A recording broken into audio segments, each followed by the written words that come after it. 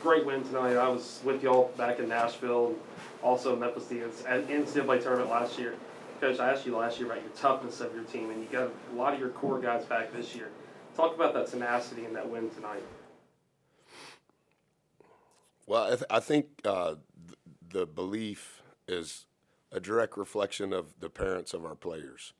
And I may have said that to you. I'm sorry I don't remember you. I may have said that to you the last time.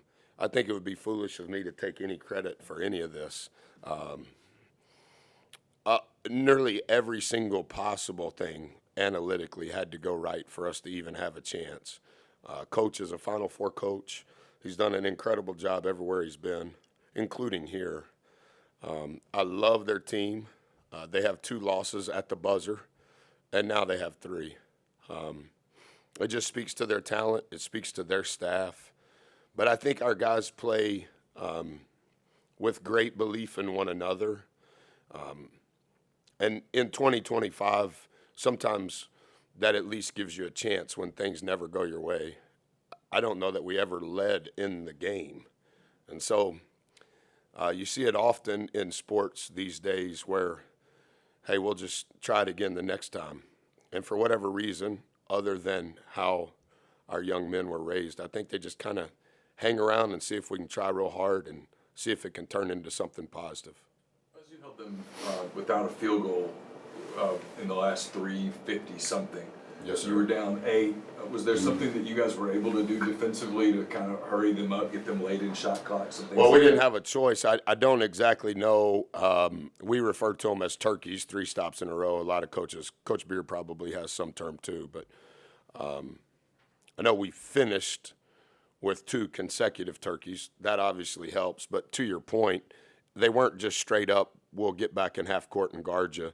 I think at some point in there when we have had to start fouling, we were like at 3 fouls. And so a lot of that was just trying to create a little bit of chaos, knowing that on the backside, if the chaos didn't bring us anything, we would have to foul.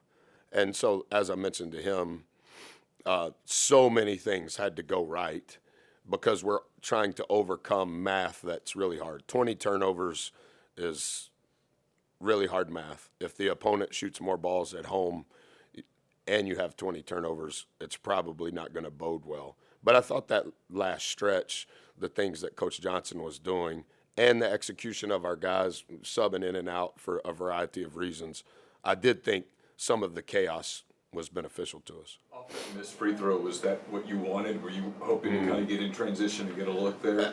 It depends on if we're in the single bonus or the double bonus. It depends on if we're down 1, 2, or 3. It depends on who's in the game for us, and not to act like I have all the answers, but some of those filters that we try to go through are based on those things. And Van Alstyne is the small community where I'm from, and Van Alstyne means I want you guys to do what we've taught you to do. But Van Alstyne means I have a timeout, and if I don't like it, I'm going to call timeout. And sometimes Van Alstyne is good, and sometimes it's not. And in that broken floor, as good as Ole Miss is from a dead ball situation, I was hoping something good would happen so that we would have at least a long closeout or a semi-clean look. If you call a timeout, they have their defense set. And it doesn't mean that you can't score, but they are phenomenal when they have, statistically speaking, they're a top 25 defense. And so now it's game point, side out, and they switch everything. So whatever play you're going to run, I think our third timeout, I called the timeout, side out of bounds. They switched everything, and it ends up a 1-footer falling out of bounds from the deep corner, which was what we wanted, a shot, but because they're so physical and because their switches are so effective, that's why we struggled to score so much. We couldn't force them into rotation. They hold their shell as well as any team that I've studied thus far in the league. And so I would have called the timeout, and you never know. Obviously, the result makes it look pretty, but I didn't want to because they're so good when their defense is set. Coach, and the longevity of the season, obviously a very, very long season. But how does a win like this at the buzzer on the road prepare you for March? Everybody talks about prepare for March, prepare for March. How does this prepare you for the March Madness?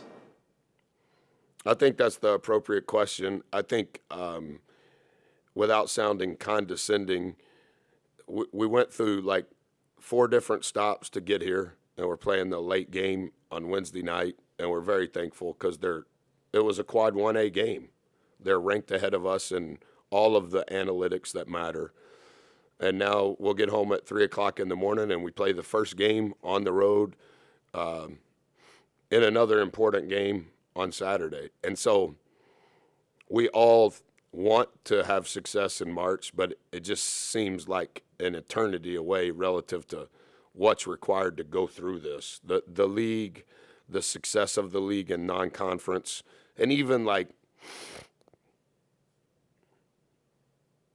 crazy play in Starkville for Ole Miss to get their first loss.